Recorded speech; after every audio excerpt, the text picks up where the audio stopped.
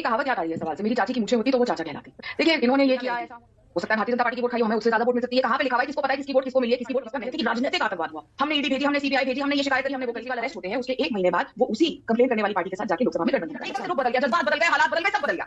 तो ये जो ड्रामा है ना, इसी के खिलाफ दिल्ली की जनता ने वोट डाला कि हमने दिल्ली बनाई, हमने दिल्ली सवारी। भाई साहब, अगर आप लोगों ने दिल्ली बनाई होती, सवारी होती और दिल्ली आपकी होती, तो लगातार तीसरी बार दिल्ली की जनता जीरो अंडा नहीं देती। पिछले चुनाव में 2020 में 63 लोगों की जमानत जब्त हुई, इस बार कांग्रेस की जय श्री राम दोस्तों, कैसे आप? आई होप सारे स्वस्थ होंगे और मस्त होंगे। तो आज की ये नई डिबेट, आज की डिबेट में दिल्ली विधानसभा चुनाव के नतीजों पर चर्चा हो रही है। भारतीय जनता पार्टी ने 27 साल के बाद दिल्ली में अपनी सरकार बनाई है, जो एक बड़ा बदलाव है। आम आदमी पार्टी, जो कि पिछले 11 साल से दिल्ली में काबिज थी, उसको हराकर बीजेपी दिल्ली की सत्ता पर काबिज हुई है। दिल्ली विधानसभा चुनाव में भारतीय जनता पार्टी को 48 सीटें मिली है, जबकि आम आदमी पार्टी को 22 सीटें मिली है। कांग्रेस को एक भी सीट नहीं मिली है। पार्टी दोनों की जिम्मेदारी है कि बैठकर सीट शेयरिंग या क्या करना है क्या नहीं करना, उस बारे में बात करनी चाहिए थी एक दूसरे के साथ। ये समझते हैं कि एक साथ मिल के करेंगे तभी चलेगा, और सब अपना ईगो पर खड़े रहेंगे तो दिल्ली जैसा रिजल्ट ऐसा ही हो। आम आदमी पार्टी के दिल्ली में चुनाव हारते ही इंडी गठबंधन के घटक दलों की आपस में ही जूतम बजाई शुरू हो गई है। आम आदमी पार्टी कांग्रेस को अपनी हार का कारण मान रही है, जबकि कांग्रेस आम आदमी पार्टी को घमंडी और अहंकारी बोलते हुए उनके उन बयानों को याद दिला रही है जब उन्होंने लोकसभा चुनाव के बाद कहा था कि दिल्ली में अब हम अकेले चुनाव लड़ेंगे, हमें कांग्रेस की जरूरत नहीं है। इसी तरह समाजवादी पार्टी भी कांग्रेस को ही जिम्मेदार ठहरा रही है।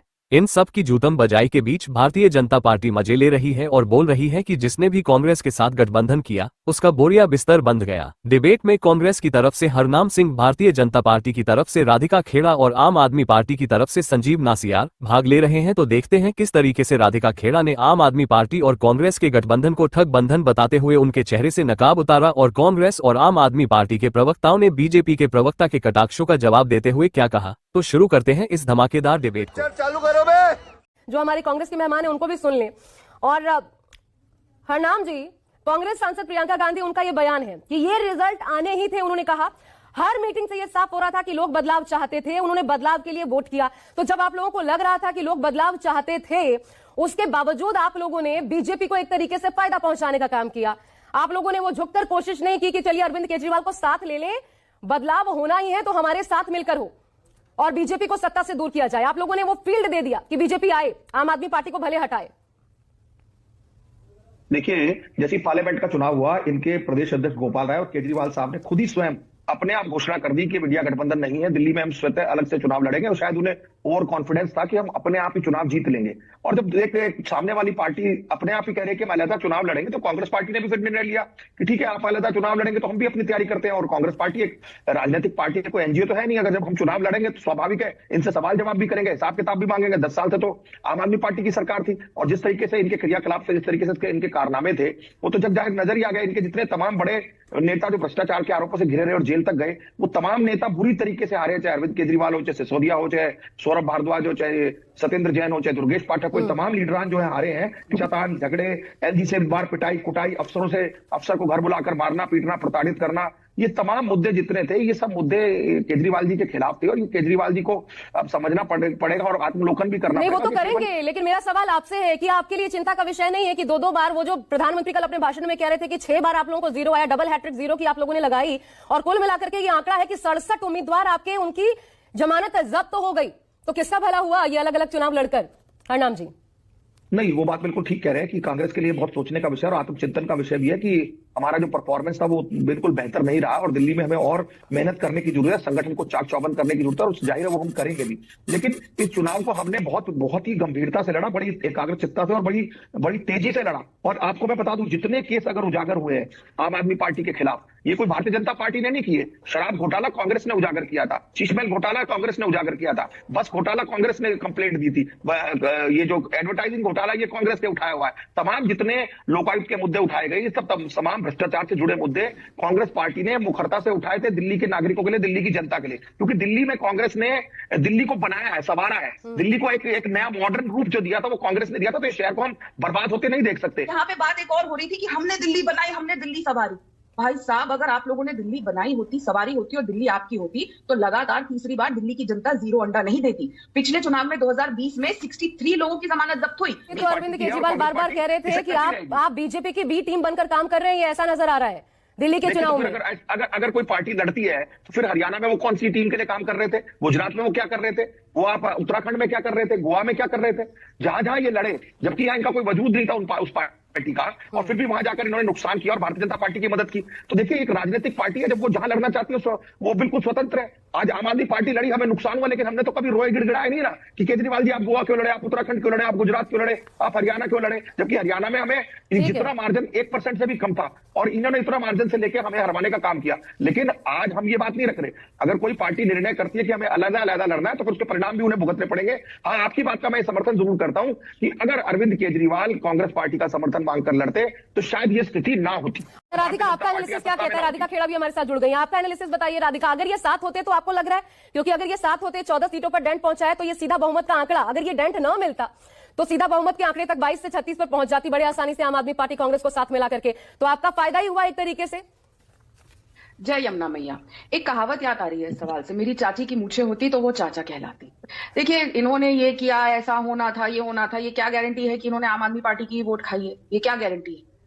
हो सकता है भारतीय जनता पार्टी की वोट खाई हो, हमें उससे ज्यादा वोट मिल सकती है। कहां पे लिखा हुआ है? किसको पता है किसकी वोट किसको मिली है, किसकी वोट किसको नहीं मिली? लेकिन यहाँ पे एक बहुत ही बात कही जा रही थी, आम आदमी पार्टी प्रवक्ता कह रहे थे कि राजनीतिक आतंकवाद हुआ, हमने ईडी भेजी, हमने सीबीआई भेजी, हमने ये शिकायत करी, हमने वो करी। और फिर कांग्रेस के प्रवक्ता ने खुद ही यहाँ पे स्वयं बता दिया, जी हमने कंप्लेंट करी, हमने एफआईआर दर्ज कराई, हमने कहा अरविंद केजरीवाल को गिरफ्तार करो, हमने शीश महल का सब कुछ उजागर किया।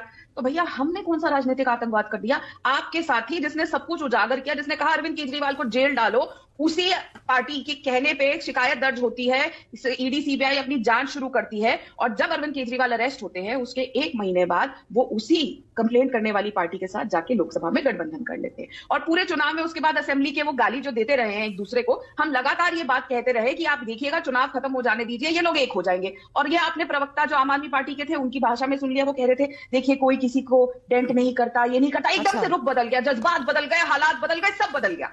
तो ये जो ड्रामा है ना, इसी के खिलाफ दिल्ली की जनता ने वोट डाला, और यहाँ इस बार कांग्रेस के 67 लोगों की जमानत जब्त हुई, और वोट परसेंटेज इतनी है उतनी है। मैं तो देखिए एक सिंपल सी बात जानती हूँ, कॉमन मैन जो बात समझता है, और बहुत सिंपल टर्म्स में बताती हूँ, जीत चाहे 1 रन से हो या 1 विकेट से हो, जीत जीत होती है। अच्छा राधिका, बड़ी इंटरेस्टिंग बात आपने कही, इसीलिए मैं जरा दोनों हमारे जो प्रवक्ता बैठे हुए कांग्रेस और आम आदमी पार्टी से, उनसे एक छोटा कमेंट ले लेती हूँ इस पर, क्योंकि ये नजर आ रहा है। हरनाम जी आप भी और संजीव जी आप भी, पहले हरनाम जी आप बोलिएगा, ये आगे जरा बताइए भविष्य क्या होने वाला है? कांग्रेस आपका इंडिया गठबंधन में दोनों है या क्या होगा? कांग्रेस शामिल करेगी आम आदमी पार्टी को या रास्ता अलग होगा, क्या होगा?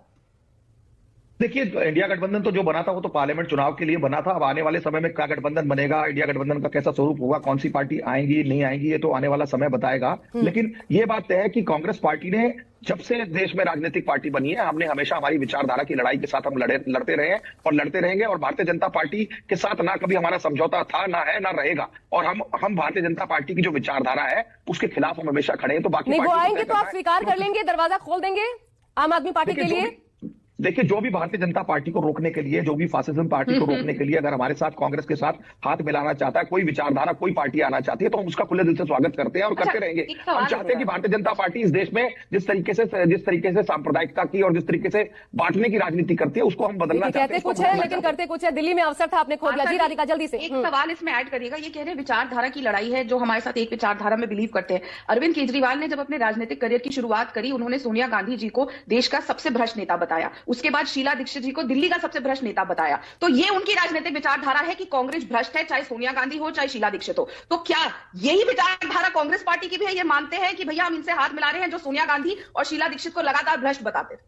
ये मेरा सवाल जल्दी से। देखिए, कांग्रेस की विचारधारा है धर्मनिरपेक्षता की, कांग्रेस की विचारधारा है समाजवाद की, कांग्रेस की विचारधारा है इस देश को एकता अखंडता को बचाने की। उसमें जो भी व्यक्ति, जो भी संस्था, जो भी पार्टी कांग्रेस का साथ देना चाहती है उसका खुले दिल से स्वागत कांग्रेस पार्टी करती है। और जहां तक आप इन आरोप प्रत्यारोपों की बात कर रहे हैं, तो वो तो केजरीवाल साहब को खुद ही पता लग गया। उन्होंने दूसरों पर आरोप लगाए थे भ्रष्टाचार के, खुद भ्रष्टाचार में जेल में सड़कर आए और आने वाले समय में भी जेल जा सकते हैं। इससे कोई सरोकार नहीं है। लेकिन हमारी पार्टी की विचारधारा तय है और निश्चित है, और हमेशा से 139 साल से लोग देख रहे हैं। संजीव जी जेल भेज रहे हैं, वो दरअसल हिसाब बराबर हो गया। कभी शीला दीक्षित कांग्रेस पर आरोप लगाए तो आज अरविंद केजरीवाल पर खूब आरोप मढ़ करके कांग्रेस ने अपना हिसाब बराबर कर लिया उस दौरान का, और हार भी गए अरविंद केजरीवाल। आई होप कि आपको डिबेट पसंद आएगी। डिबेट पसंद आए तो लाइक कीजिए, शेयर कीजिए और चैनल पर नहीं तो सब्सक्राइब कीजिए। मिलता हूं फिर किसी नए डिबेट के साथ, तब तक जय श्री राम।